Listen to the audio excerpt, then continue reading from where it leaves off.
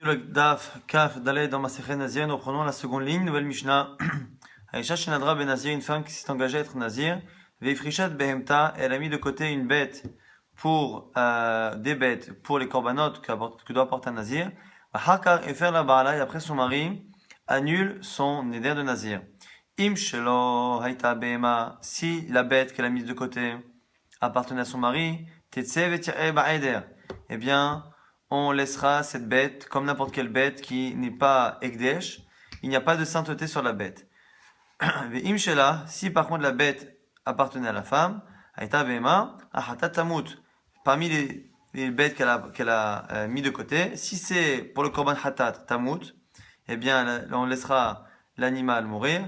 Ve'ola tikarev ola, ve'ashlamim tikarev shlamim. Et par contre, si elle a mis de côté le korban ola ou le korban shlamim, les deux autres korbanot du Nazir, eh bien, ils seront apportés tout de même en tant que tels. Donc, Ola en tant que Ola et Shlamim en tant que Shlamim. Venechalim le yom echad, ve'eina tornim lechem. Et ils seront mangés pendant un jour, mais ils n'ont pas besoin d'avoir le pain que l'on mange en général lorsqu'on apporte les Shlamim Nazir. Donc, ce Korban Ola et ce Shlamim, le Shlamim du Nazir, normalement, doit avoir des pains qui sont consommés avec. Et ici, on voit que dans la Gemara, essaiera de comprendre pourquoi. La suite de la Mishnah, Hayula Ma'ot Tumim. Dans le cas où cette fois elle a mis de côté de l'argent pour justement ces bêtes. Donc elle n'a pas sanctifié un animal, mais elle a mis de côté. Lorsqu'elle a mis de côté l'argent, il y a deux types de possibilités. Soit elle a mis de côté une somme d'argent en décrivant l'animal et le korban que ce sera. Donc ça c'est pour Ola, ça c'est pour Shlamim, ça c'est pour Hatat. Ou sinon elle a mis une somme d'argent pour les korbanot qu'elle doit apporter. Donc, Ayula Marot Stumim, si elle a mis de côté de l'argent, Stumim Satum, on ne sait pas exactement quel argent pourquoi, mais pour les korbanot. Yipelo Lindava, eh bien cet argent servira à des korbanot qui sont des dava, qui sont des dons pour Hachem, qui ne sont pas des korbanot obligatoires.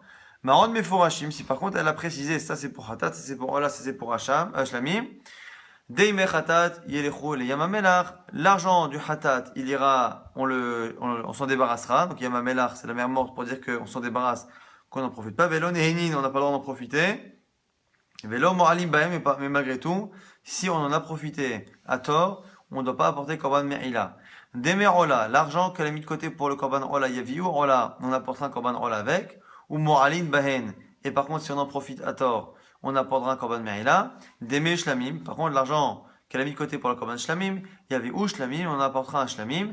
Venechalim yom echad, ve'in torim lechem, pareil. On en fera des korban shlamim qui seront consommés pendant une journée et pour lesquels on n'apportera pas non plus de pain.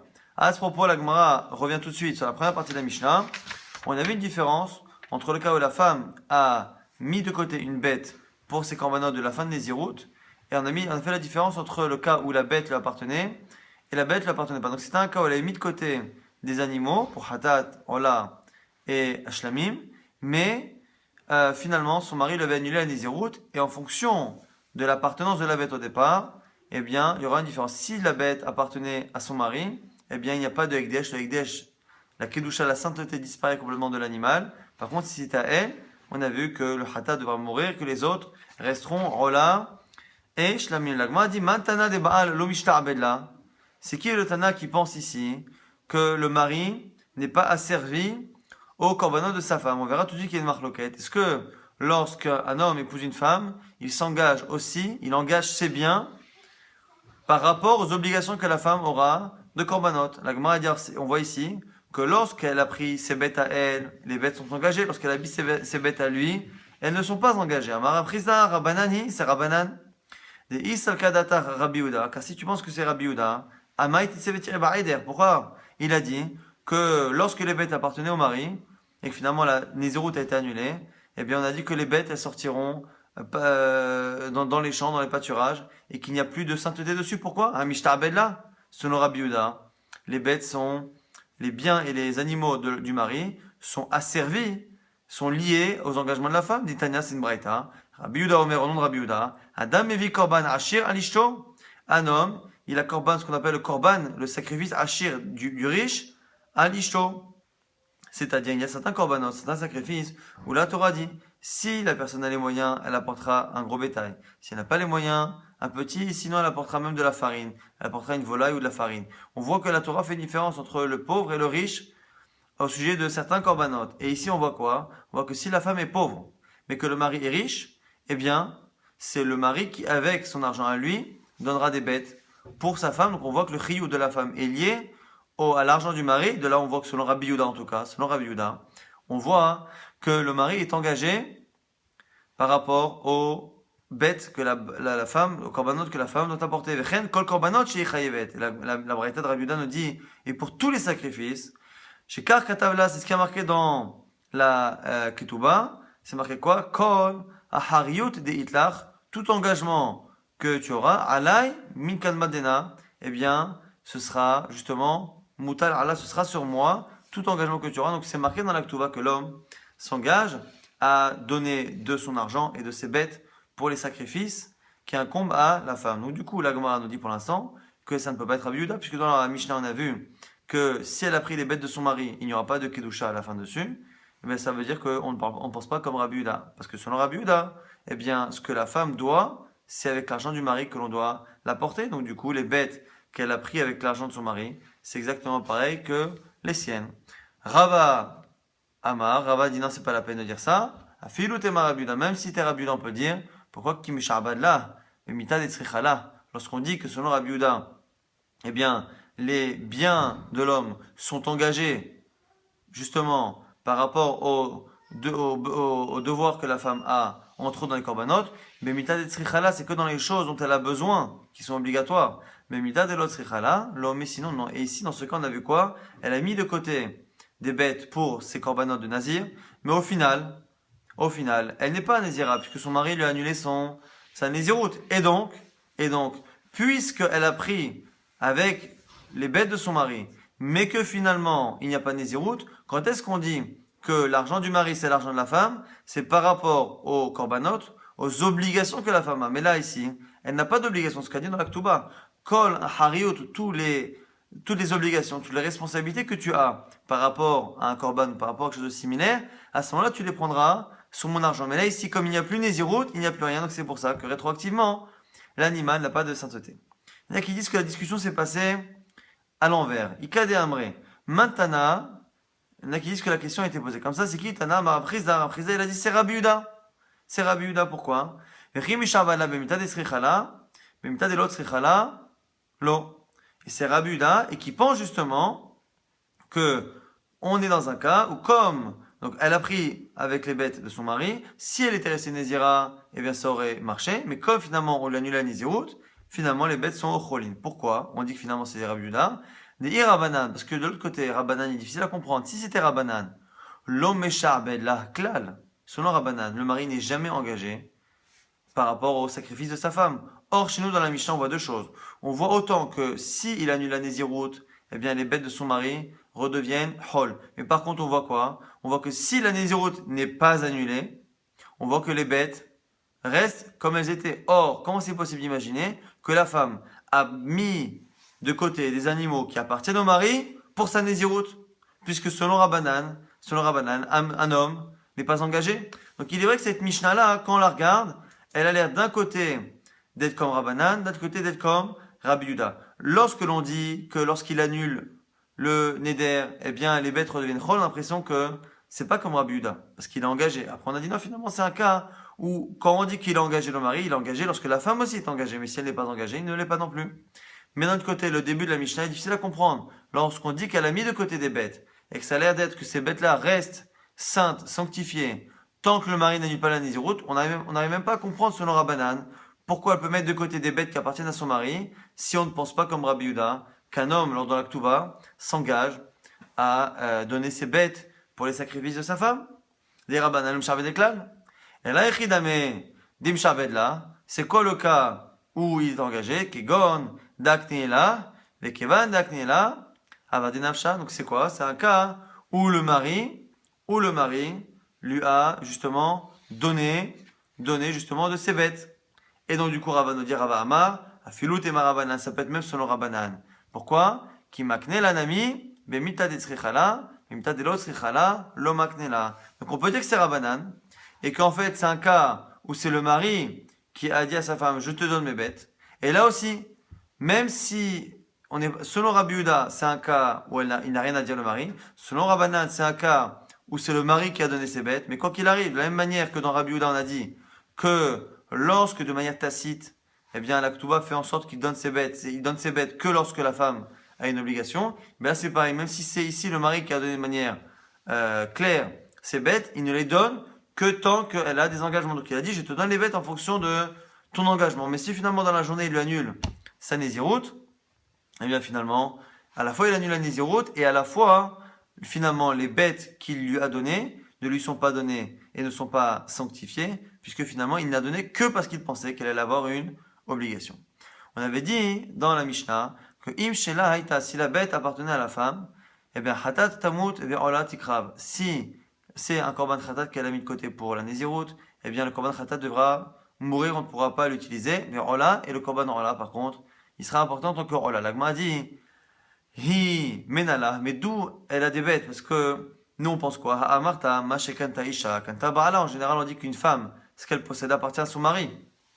Donc normalement, on devrait avoir qu'un cas où les bêtes appartiennent à son mari, puisque tout ce qu'une femme acquiert, eh bien, va dans la main de son mari, eh bien, normalement, toutes les bêtes devraient appartenir à son mari. L'Agmara a dit elle donne deux solutions. Amara Papa, Shemik Sata, Merisata.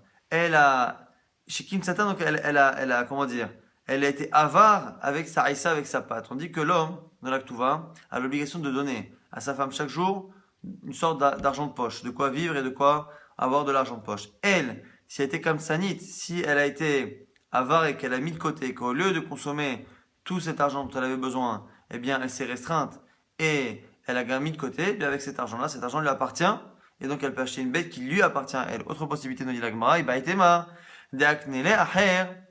c'est lorsque quelqu'un d'autre lui a donné, et a conditionné le don en disant, Almenat, chez elle, à condition que ton mari n'en prenne pas possession, même si on a vu à la fin de Masechet Nedarim que c'était une marloquette dans la Gemara. Est-ce que ça marchait? Quelqu'un qui donne à une femme en disant, à la condition que ton mari ne prenne pas possession de cela. En tout cas, la Gemara essaie là de trancher que oui. Et elle donne deux possibilités pour imaginer que la femme possède une bête qu'elle sanctifie justement pour ses corbanotes de Nazir. On avait dit justement, donc si la bête appartient à la femme, le korban khatat, on a dit tamut, arola tikra varola, le korban ola sera un arola, mais à shlamim, tikra shlamim, et celui qui était pour les korban shlamim, il sera approché en shlamim, on a dit, mais il sera mangé un jour et il n'aura pas de lechem, il n'aura pas besoin d'apporter comme un lechem, alors que normalement, le korban shlamim du nazir nécessite justement le pain. Amalé Shmuel, la voix bari, donc Shmuel a dit avoa bari, il le dit lotitiv al karer, ad de amartli, hadamilta. Tu ne pourras pas rester là, tu ne pourras pas rester comme tu es tant que tu ne m'as pas dit, tu ne m'as pas expliqué comment ça fonctionne, d'où on a vu qu'un korban nazir de shlamim pouvait être consommé sans pain. Alors il lui a répondu, Veloen arba elim, sheina teronim lechem. Voici les 4 boucs de Shalmei Nazir qui ne nécessitent pas de pain. Shelo à lui, Veshela à elle, Veshela haramita et après la mort, Veshela hakapara et après la kapara. Il y a 4 types de korban nazir. Le shlamim de nazir qui ne nécessite pas de pain. Donc du coup il a répondu à la question. On voulait savoir d'où on avait déjà vu ce principe-là. On verra que finalement on a 3 autres cas. Shela c'est le cas qu'on a dit, et Shelo à lui, et après la mort, et après la kapara, c'est 3 cas où on apporte korban shlamim mais qu'il n'y a pas de nécessité de consommer du pain avec. Shela ade amrat, c'est le cas qu'on a dit. Shela c'est son korban à elle, lorsqu'elle a mis de côté avec son argent, avec sa bête, elle a mis de côté pour son korban nazir shlamim, et qu'à la fin on l'a annulé la nésiroute, et bien sa bête à elle, elle sera apportée en shlamim sans pain. Shelo, sa bête à lui, c'est un cas similaire où on a annulé aussi une nésiroute. C'est quoi? Dites-nan. Un homme peut engager son fils à être nazir alors qu'une femme ne peut pas engager son fils. Gilah, Oshigilhu Kirovim, Miha, Oshimihu Kirovim, si eh bien, le fils lui-même s'est coupé les cheveux, ou que des proches lui ont coupé les cheveux, ou que le fils a refusé la nésiroute à un moment donné, Oshimihu Kirovim, ou que des proches à lui ont refusé la nésiroute pour lui, Ayulo Ma'ot, et bien du coup, ça annule la nésiroute. Et alors quoi? Hayulo ma'ot stumim, si le père a mis de côté, donc on a mis de côté de l'argent pour les korbanot, et finalement la nézirut a été annulée par le fils ou par un proche, eh bien, Hayulo ma'ot stumim, si l'argent qu'on a mis de côté n'était pas déterminé quel argent pour quel animal, Yipelo lindava, on donnera là aussi l'argent pour apporter des korban nedava. Ma'ot mefurashim, ce sera la même halakha que chez nous. Si l'argent par contre a été désigné de manière claire, deme hatat yilchulei mamelach, l'argent du hatat, on s'en débarrassera. Deme ola yevirola, l'argent du rola, on apportera korban ola ou moralim bahen, et on ne pourra pas en profiter. Si on en profite, on devra apporter un korban me'ila. Deme shlamim yaviu shlamim, l'argent du shlamim sera pour shlamim. Et là, c'est là que c'est intéressant. Venechalim le yom echad, ils seront consommés. L'argent de shlamim pour un seul jour. Ve'eina te'onim lechem, ils n'auront pas besoin de consommer du pain. C'est le premier exemple que l'on a dit. C'est le cas où un père a fait une nézirut pour son fils, qui finalement a été annulé par un des proches ou par le fils lui-même, et qu'entre-temps, on avait mis de côté de l'argent.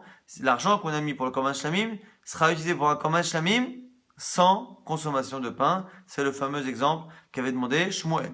Shena Harmita, l'autre exemple, où on a un korban shlamim de nazir qui ne nécessite pas de pain, c'est lorsque la personne est décédée entre-temps. Menalan, d'où le sait, c'est Mishnah Ditnan.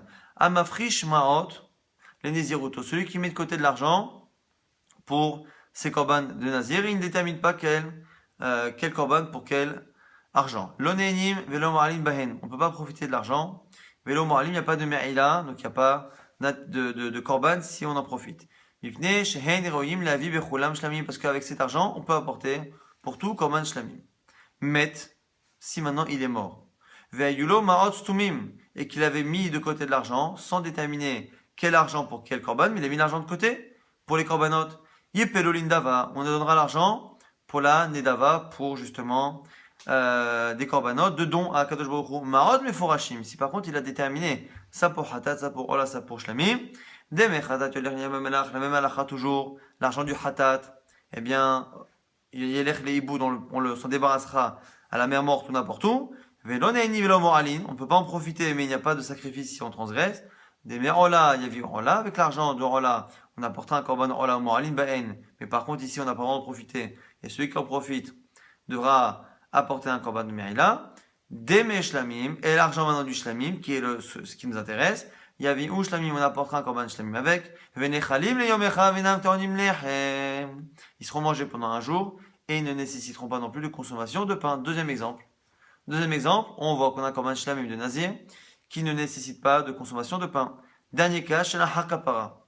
Après la kapara, quelqu'un qui a mis de côté de l'argent pour un sacrifice et qui finalement a été expié, a eu un sacrifice par ailleurs qu'il a acquitté de l'obligation, et bien du coup il n'a pas besoin d'apporter le premier. Le premier sera consommé en tant que korban shlamim sans consommation de pain. D'où on l'apprend, l'agma dit svarahu, c'est une logique. Pourquoi? Shena haramita mayataam. Pourquoi le cas précédent, on a dit que quelqu'un qui est mort entre temps, eh bien son korban il sera apporté en shlamim sans consommation de pain. Pourquoi? Parce que comme il est mort, il n'a plus besoin de kapara, il n'a plus besoin d'expiation.